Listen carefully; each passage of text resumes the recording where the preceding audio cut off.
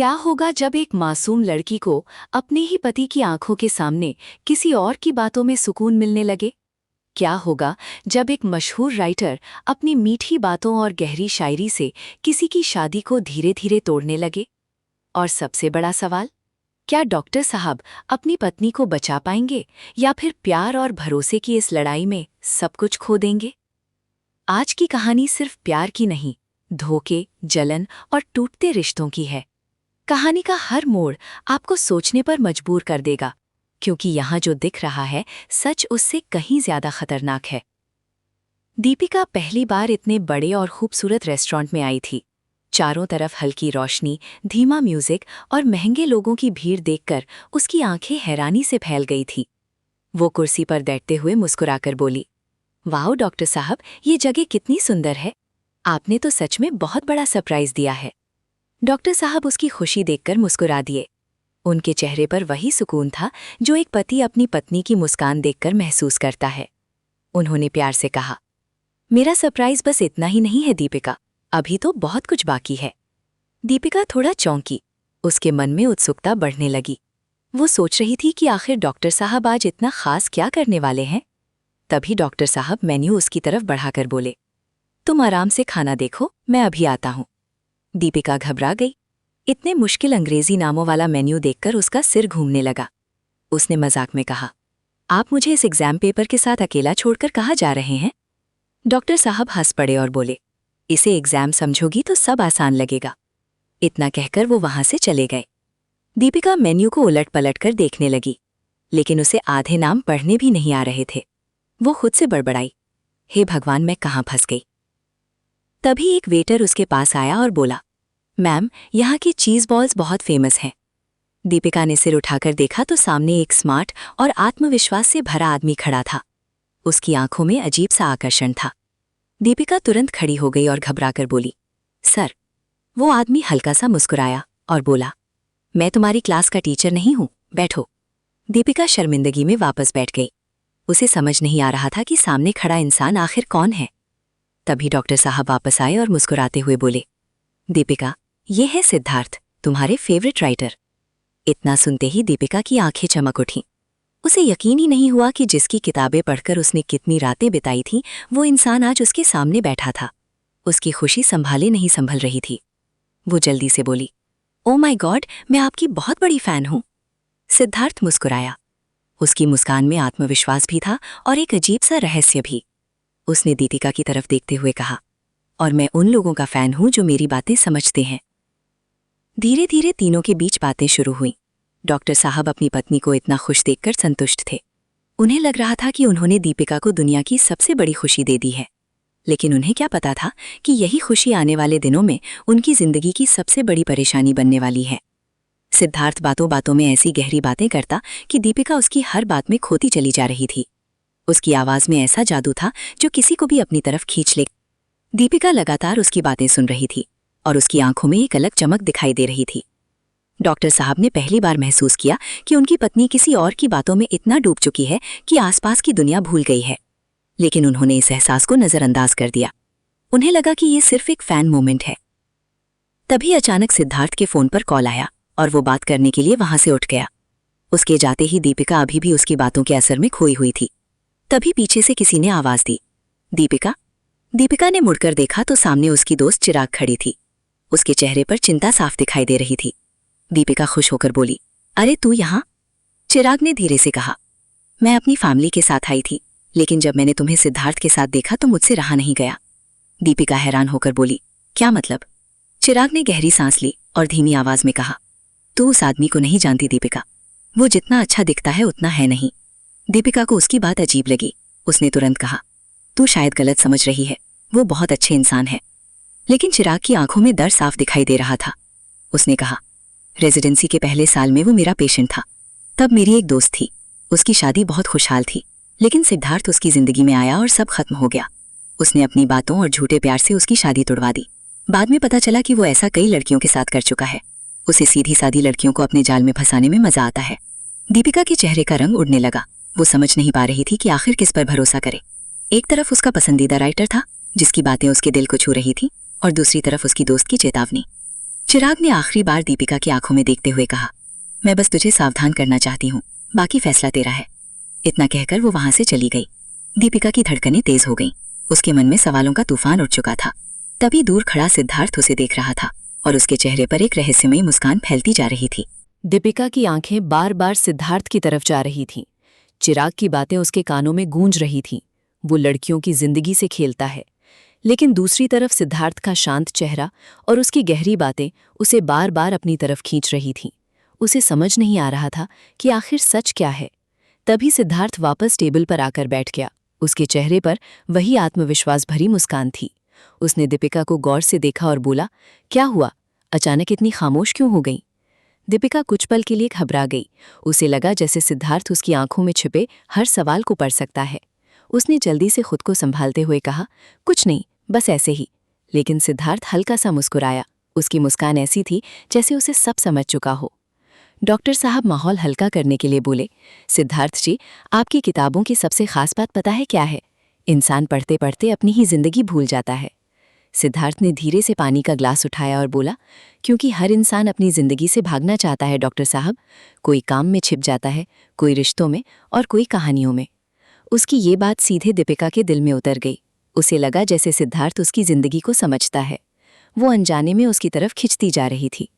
तभी खाना टेबल पर आ गया। डॉक्टर साहब बड़े प्यार से दीपिका की प्लेट में खाना परोसने लगे। लेकिन दीपिका का ध्यान कहीं और था।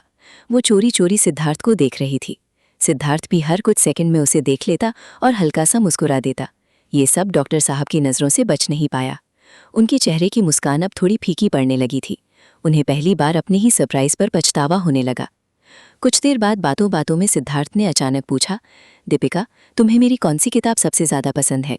दीपिका की आंखें चमक उठीं। उसने तुरंत कहा, वो वाली जिसमें आपने लिखा था कि कुछ लोग हमारी ज़िंदगी में सिर्फ इसलिए आते हैं ताकि हमें हमारी असली कमी का एहसास करा सकें। सिद्धार्थ कुछ सेकंड तक उसे देखता रहा। फिर उसने धीमी आवाज़ में कहा, हर इंसान के अंदर एक खालीपन होता है दीपिका, बस फ़र्क इतना है कि कुछ लोग उसे छुपा लेते हैं और कुछ लोग उसे महसूस करने लगते हैं। दीपिका चुप हो गई। उसे पहली बार लगा कि शायद सिद्धार्थ उसकी ज़िंदगी के उन एहसासों को समझ रहा है जिन्हें वो खुद कभी शब्द नहीं दे पाई। डॉक्टर साहब ने बात बदलने की कोशिश की। उन्होंने हंसते हुए कहा, अरे भाई, इतनी गहरी बातें मत करो, वरना दीपिका मुझे छोड़कर आपकी फ़ैन क्लब में शामिल हो जाएगी। डॉक्टर साहब ने मजाक किया था, लेकिन उनकी आवाज़ में छिपी बेचैनी साफ महसूस हो रही थी। सिद्धार्थ ने तुरंत जवाब दिया, जो लोग दिल से जुड़ जाते हैं डॉक्टर साहब, उन्हें किसी क्लब की ज़रूरत नहीं पड़ती। ये सुनकर कुछ पल के लिए टेबल पर अजीब सी खामोशी छा गई। दीपिका ने नज़रें झुका लीं। डॉक्टर साहब अब असहज महसूस करने लगे थे। उसी समय रेस्टोरेंट में म्यूज़िक थोड़ा तेज़ हो गया। लोग डांस फ्लोर की तरफ जाने लगे।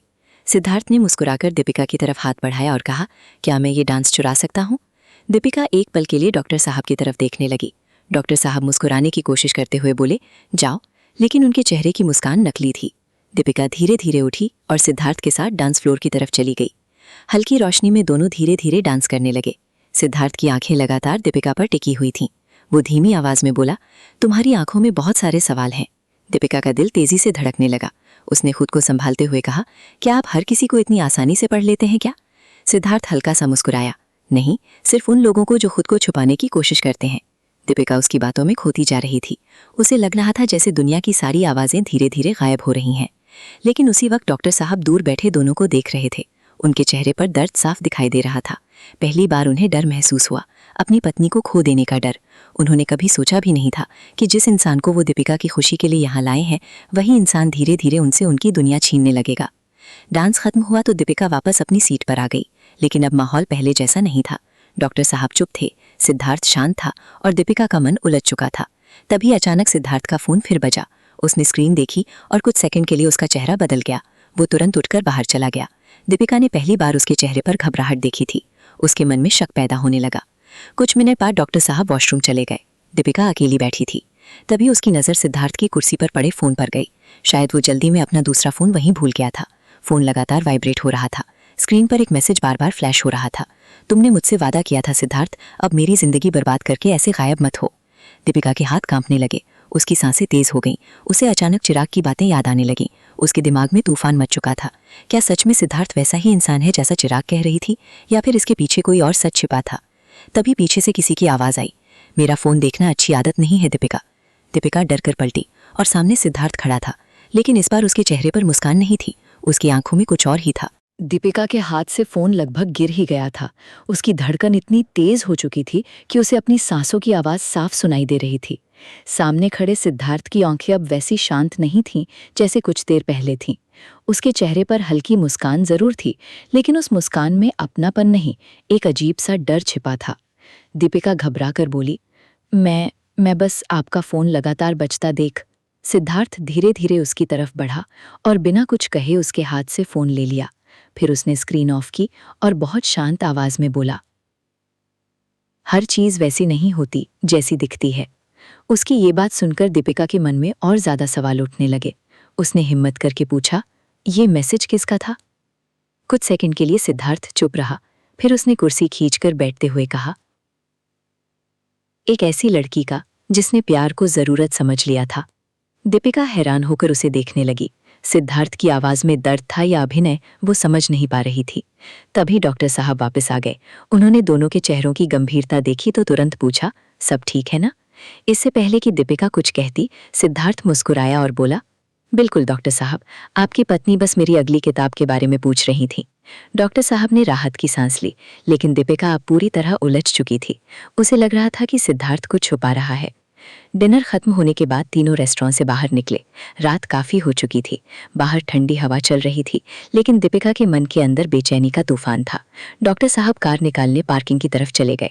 उसी दौरान सिद्धार्थ धीरे से दीपिका के पास आया और बोला, अगर कभी तुम्हें लगे कि दुनिया तुम्हें समझ नहीं रही तो मुझसे बात जरूर करना। दीपिका ने उसकी तरफ देखा।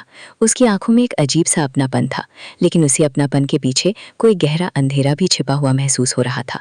इससे पहले कि दीपिका कुछ कह पाती, डॉक्टर साहब कार लेकर आ गए। सिद्धार्थ मुस्कुराया, हाथ हिलाया और धीरे धीरे वहां से चला गया। पूरे रास्ते कार में खामोशी छाई रही। डॉक्टर साहब बार बार दीपिका की तरफ देख रहे थे। आखिर उन्होंने धीमी आवाज में पूछा, तुम ठीक हो ना? दीपिका ने खिड़की के बाहर देखते हुए सिर्फ हुम कहा, लेकिन डॉक्टर साहब समझ चुके थे कि कुछ बदल चुका है। घर पहुंचने के बाद भी दीपिका पूरी रात सो नहीं पाई। उसके दिमाग में बार बार वही मैसेज घूम रहा था, मेरी जिंदगी बर्बाद करके ऐसे गायब मत हो। आखिर कौन थी वो लड़की और सिद्धार्थ उससे क्या छुपा रहा था? अगली सुबह डॉक्टर साहब हॉस्पिटल चले गए, लेकिन दीपिका का मन बेचैन था। उसने कई बार खुद को रोकने की कोशिश की, लेकिन आखिरकार उसने इंटरनेट पर सिद्धार्थ के बारे में सर्च करना शुरू कर दिया। शुरुआत में उसे सिर्फ इंटरव्यू, किताबें और फैंस की तारीफें दिखीं, लेकिन थोड़ी देर बाद उसे कुछ पुराने ब्लॉग्स और आर्टिकल्स मिले। उनमें कुछ लड़कियों ने लिखा था कि सिद्धार्थ उनकी जिंदगी में आया, उन्हें खास महसूस कराया और फिर अचानक गायब हो गया। किसी ने लिखा था कि उसकी वजह से उसकी शादी टूट गई। किसी ने लिखा कि उसने उसे सपने दिखाए और फिर अकेला छोड़ दिया। दीपिका का दिल बैठने लगा। उसे लगने लगा कि शायद चिराग सच कह रही थी। तभी उसके फोन पर एक अनजान नंबर से मैसेज आया, अगर तुम सच जानना चाहती हो तो शाम 5 बजे सिटी पार्क आ जाना और अकेले आना। मैसेज पढ़ते ही दीपिका घबरा गई। उसे समझ नहीं आया कि ये किसने भेजा है। उसने नंबर पर कॉल करने की कोशिश की, लेकिन फोन स्विच ऑफ था। पूरे दिन उसका मन डर और बेचैनी में डूबा रहा। एक तरफ वो खुद को रोकना चाहती थी, लेकिन दूसरी तरफ उसके अंदर सच जानने की आग बढ़ती जा रही थी। शाम होते होते आखिर वो सिटी पार्क पहुंच गई। चारों तरफ अंधेरा होने लगा था। पार्क लगभग खाली था। दीपिका डरते डरते इधर उधर देखने लगी। तभी पीछे से एक महिला की आवाज आई, तुम आ गई। दीपिका ने मुड़कर देखा। सामने करीब 35 साल की औरत खड़ी थी। उसकी आंखों में गहरा दर्द साफ दिखाई दे रहा था। उसने कहा, मेरा नाम निशा है और मैं भी कभी सिद्धार्थ की जिंदगी का हिस्सा थी। दीपिका के पैरों तले जमीन खिसक गई। निशा धीरे धीरे उसके करीब आई और बोली, शुरुआत तुम्हारी जैसी ही थी। उसकी बातें, उसका ध्यान, उसका एहसास सब किसी सपने जैसा लगता है। वो इंसान तुम्हें ऐसा महसूस कराता है जैसे पूरी दुनिया में तुमसे ज्यादा खास कोई नहीं, लेकिन जब तक तुम्हें उसकी असलियत समझ आती है तब तक बहुत देर हो चुकी होती है। दीपिका की आंखें फैल गईं। उसने कांपती आवाज में पूछा, उसने तुम्हारे साथ क्या किया? निशा की आंखों में आंसू आ गए। उसने कहा, उसने मेरा घर तोड़ दिया, मेरा रिश्ता खत्म कर दिया और फिर एक दिन बिना कुछ कहे गायब हो गया। दीपिका का दिल जोर जोर से धड़कने लगा। उसे लग रहा था कि वो किसी खतरनाक जाल में फंसती जा रही थी। लेकिन तभी निशा ने अपने बैग से एक पुरानी फोटो निकाली। फोटो में सिद्धार्थ किसी लड़की के साथ बेहद करीब खड़ा था और वो लड़की बिल्कुल दीपिका जैसी दिख रही थी। दीपिका के हाथ कांपने लगे। उसने घबराकर पूछा, ये लड़की कौन है? निशा कुछ सेकंड चुप रही, फिर बोली, ये सिद्धार्थ की सबसे बड़ी सच्चाई है और शायद तुम्हारी जिंदगी का सबसे बड़ा खतरा भी। इतना सुनते ही अचानक पीछे से किसी के कदमों की आवाज आने लगी। दोनों ने मुड़कर देखा। अंधेरे में कोई उनकी तरफ बढ़ रहा था और जैसे जैसे वो इंसान करीब आ रहा था, दीपिका के चेहरे का रंग उड़ता जा रहा था, क्योंकि सामने आने वाला इंसान कोई और नहीं, खुद सिद्धार्थ था। सिद्धार्थ को अपनी तरफ आते देख दीपिका के शरीर में जैसे जान ही नहीं रही। उसकी सांसें तेज हो गईं और हाथ बुरी तरह कांपने लगे। पार्क की हल्की पीली रोशनी में सिद्धार्थ का चेहरा पहले से बिल्कुल अलग लग रहा था। उसकी आंखों में अब वो नरमी नहीं थी, वहां सिर्फ एक ठंडी खामोशी थी। निशा एक कदम पीछे हट गई। उसके चेहरे पर डर साफ दिखाई दे रहा था। सिद्धार्थ धीरे धीरे उनके सामने आकर रुका और बहुत शांत आवाज में बोला, तो आखिर तुमने इसे सब बता ही दिया। उसकी आवाज़ इतनी ठंडी थी कि दीपिका के रोंगटे खड़े हो गए। निशा गुस्से में बोली, किसी और की जिंदगी बर्बाद करने से पहले इसे सच जानने का हक है। सिद्धार्थ हल्का सा हंसा। वो हंसी बिल्कुल अजीब थी, जैसे उसे किसी बात का पछतावा ही ना हो। उसने दीपिका की तरफ देखा और कहा, तुम भी यही सोच रही हो ना कि मैं बहुत बुरा इंसान हूँ? दीपिका की आंखों में आंसू भरने लगे। उसने कांपती आवाज़ में कहा, क्या ये सब सच है? क्या तुम सच में लड़कियों की जिंदगी से खेलते हो? कुछ पल के लिए वहां खामोशी छा गई। फिर सिद्धार्थ ने गहरी सांस ली और बोला, सच हमेशा इतना आसान नहीं होता दीपिका। दीपिका को समझ नहीं आ रहा था कि आखिर वो उसकी बातों पर भरोसा करे या नहीं, लेकिन तभी निशा जोर से बोली, इसकी बातों में मत आना, यही इसकी सबसे बड़ी ताकत है। ये इंसान शब्दों से लोगों को अपने वश में कर लेता है। सिद्धार्थ ने गुस्से में निशा की तरफ देखा, लेकिन अगले ही पल उसने खुद को शांत कर लिया। फिर उसने जेब से एक छोटा सा लॉकेट निकाला और दीपिका की तरफ बढ़ाते हुए बोला, तुम जानना चाहती हो ना कि ये फोटो वाली लड़की कौन है? ये मेरी छोटी बहन थी, सिया। दीपिका और निशा दोनों हैरानी से उसे देखने लगे। सिद्धार्थ की आंखों में पहली बार दर्द दिखाई दिया। उसने धीमी आवाज़ में कहना शुरू किया, सिया बहुत सीधी और मासूम थी। उसे एक लड़के से प्यार हुआ, लेकिन उस लड़के ने उसका इस्तेमाल किया और छोड़ दिया। वो टूट गई थी, इतनी टूट गई कि उसने अपनी जान दे दी। ये कहते कहते सिद्धार्थ की आवाज़ भर आ गई। दीपिका स्तब्ध खड़ी थी। उसे पहली बार महसूस हुआ कि सिद्धार्थ के अंदर भी कोई गहरा जख्म छिपा है। सिद्धार्थ ने आगे कहा, उस दिन के बाद मुझे प्यार से नफरत हो गई। मुझे लगने लगा कि रिश्ते सिर्फ लोगों को तोड़ते हैं। मैं लोगों के करीब गया, लेकिन कभी किसी के साथ सच में जुड़ नहीं पाया। जिसने भी मुझसे प्यार किया, मैंने उसे खुद से दूर कर दिया। निशा गुस्से में बोली, झूठ, अगर तुम्हें दर्द था तो तुमने दूसरों को दर्द क्यों दिया? सिद्धार्थ ने उसकी तरफ देखा और बोला, क्योंकि मैं खुद अंदर से मर चुका था। दीपिका पूरी तरह टूट चुकी थी। उसके मन में सिद्धार्थ के लिए डर भी था और अजीब सी हमदर्दी भी। तभी अचानक डॉक्टर साहब का फ़ोन आया। दीपिका ने कांपते हाथों से कॉल उठाई। डॉक्टर साहब की घबराई हुई आवाज़ आई, दीपिका तुम कहाँ हो? मैं कब से तुम्हें कॉल कर रहा हूँ। दीपिका कुछ बोल ही नहीं पाई। उसकी आवाज़ जैसे गले में अटक गई थी। डॉक्टर साहब ने फिर कहा, तुम ठीक हो ना? इससे पहले कि दीपिका जवाब देती, सिद्धार्थ ने धीरे से उसके हाथ से फ़ोन ले लिया और बोला, वो मेरे साथ है डॉक्टर साहब, सुरक्षित है। फ़ोन की दूसरी तरफ कुछ सेकंड के लिए खामोशी छा गई। फिर डॉक्टर साहब की आवाज़ गुस्से से कांप उठी, सिद्धार्थ, दीपिका को तुरंत घर भेजो। लेकिन सिद्धार्थ शांत आवाज़ में बोला, कभी कभी सच जानने के लिए इंसान को डर का सामना करना पड़ता है डॉक्टर साहब। इतना कहकर उसने फ़ोन काट दिया। दीपिका डर गई। उसने तुरंत कहा, मुझे घर जाना है। लेकिन तभी निशा अचानक चिल्लाई, नहीं दीपिका, तुम्हें अभी यहाँ से भागना होगा। तुम नहीं जानती ये कितना खतरनाक है। दीपिका घबरा कर पीछे हटने लगी। तभी सिद्धार्थ जोर से बोला, बस। उसकी आवाज़ पूरे पार्क में गूंज गई। कुछ पल के लिए सब शांत हो गए। फिर उसने बहुत धीमी आवाज़ में कहा, मैं किसी को नुकसान नहीं पहुंचाना चाहता, लेकिन मैं अब और अकेला नहीं रह सकता। ये सुनकर दीपिका की आंखों में डर और बढ़ गया। उसे पहली बार एहसास हुआ कि सिद्धार्थ मानसिक रूप से पूरी तरह टूट चुका था। उसके अंदर प्यार, दर्द, गुस्सा और अकेलापन सब मिलकर एक खतरनाक रूप ले चुके थे। तभी अचानक पार्क की लाइट्स एक एक करके बंद होने लगी। चारों तरफ अंधेरा फैल गया। दीपिका डरकर पीछे हटने लगी। अचानक दूर से पुलिस सायरन की आवाज़ सुनाई दी। निशा ने तुरंत कहा, मैंने पुलिस को बुलाया था। सिद्धार्थ का चेहरा बदल गया। उसकी आंखों में गुस्सा भर उठा। उसने दर्द भरी आवाज़ में कहा, तुम सबको लगता है मैं राक्षस हूं ना? फिर उसने दीपिका की तरफ देखा और बोला, लेकिन तुम मुझे समझ सकती थी। दीपिका की आंखों से आंसू बहने लगे। उसने धीरे से कहा, तुम्हें मदद की ज़रूरत है सिद्धार्थ, प्यार की नहीं। ये सुनकर सिद्धार्थ कुछ सेकंड के लिए बिल्कुल शांत हो गया। उसकी आंखों में आंसू चमकने लगे। लेकिन तभी अचानक उसने जेब से कुछ निकाला। अंधेरे में साफ दिखाई नहीं दे रहा था कि उसके हाथ में क्या है। निशा डरकर चीख पड़ी। दीपिका के पैरों तले ज़मीन खिसक गई और अगले ही पल एक तेज़ आवाज़ पूरे पार्क में गूंज उठी। पूरे पार्क में गूंजने वाली उस तेज आवाज के बाद कुछ सेकंड के लिए सब कुछ शांत हो गया। दीपिका डर के मारे वहीं जम गई। उसकी आंखें खुली रह गईं और दिल इतनी तेजी से धड़क रहा था कि उसे लग रहा था जैसे अभी बाहर निकल आएगा। निशा चीखते हुए पीछे हट गई। दूर पुलिस की सायरन की आवाज़ लगातार करीब आती जा रही थी, लेकिन उस पल किसी को समझ नहीं आया कि आखिर हुआ क्या है। धीरे धीरे धुंधली रोशनी में दीपिका ने देखा, सिद्धार्थ जमीन पर घुटनों के बल बैठा था। उसके हाथ से एक छोटी पिस्तौल नीचे गिर चुकी थी। उसकी आंखों से आंसू बह रहे थे। उसने कांपती आवाज़ में कहा, मैं थक गया हूँ, बहुत थक गया हूँ। दीपिका का पूरा शरीर कांप रहा था। उसे समझ नहीं आ रहा था कि वो उसके पास जाए या वहां से भाग जाए। तभी पुलिस पार्क के अंदर पहुंच गई। चारों तरफ अफरा तफरी मच गई। पुलिस वालों ने तुरंत सिद्धार्थ को घेर लिया, लेकिन सिद्धार्थ ने कोई विरोध नहीं किया। उसने बस धीरे से अपने दोनों हाथ ऊपर उठा दिए। उसकी आंखें सिर्फ दीपिका को देख रही थीं। उन आंखों में पहली बार डर नहीं, टूटन दिखाई दे रही थी, जैसे सालों से अपने अंदर छिपाए दर्द का बोझ अब उससे संभाला नहीं जा रहा था। तभी डॉक्टर साहब भी भागते हुए वहां पहुंचे। जैसे ही उन्होंने दीपिका को देखा, तुरंत उसके पास दौड़े और उसे कसकर गले लगा लिया। दीपिका फूट फूट कर रोने लगी। डॉक्टर साहब बार बार सिर्फ एक ही बात कह रहे थे, तुम ठीक हो ना, बस इतना बता दो कि तुम ठीक हो। उस पल दीपिका को एहसास हुआ कि सच्चा प्यार वो नहीं जो सिर्फ खूबसूरत बातें करे। सच्चा प्यार वो है जो हर डर में आपके साथ खड़ा रहे। पुलिस सिद्धार्थ को लेकर जाने लगी।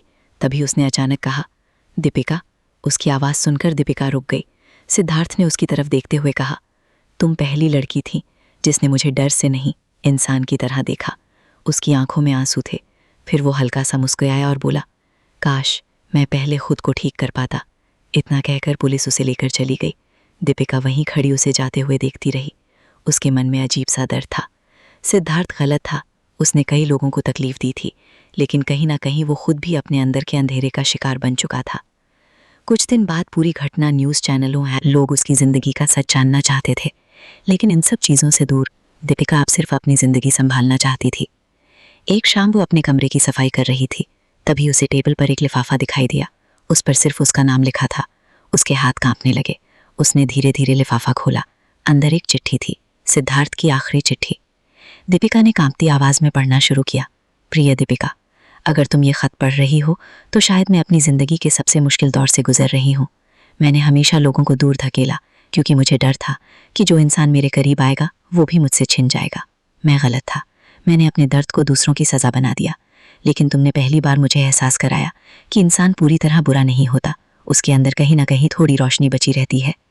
मैं नहीं जानता मेरे लिए आगे क्या लिखा है, लेकिन मैं इतना ज़रूर जानता हूँ कि तुम्हारे डॉक्टर साहब तुम्हें सच में बहुत प्यार करते हैं। उन्हें कभी मत खोना। और हाँ, मेरी अधूरी कहानी का अंत शायद तुम हो। चिट्ठी पढ़ते पढ़ते दीपिका की आंखों से आंसू बहने लगे। तभी पीछे से डॉक्टर साहब आए। उन्होंने धीरे से उसके हाथ से खत लिया और बिना कुछ कहे उसे अपने सीने से लगा लिया। इस बार दीपिका ने भी उन्हें कसकर पकड़ लिया, जैसे वो समझ चुकी थी कि ज़िंदगी में सबसे ज़रूरी चीज़ चमकदार शब्द नहीं, बल्कि वो इंसान होता है जो हर मुश्किल में आपका हाथ न छोड़े। कुछ महीनों बाद दीपिका और डॉक्टर साहब की ज़िंदगी धीरे धीरे सामान्य होने लगी, लेकिन सिद्धार्थ की कहानी हमेशा उनके दिल में कहीं ना कहीं जिंदा रही।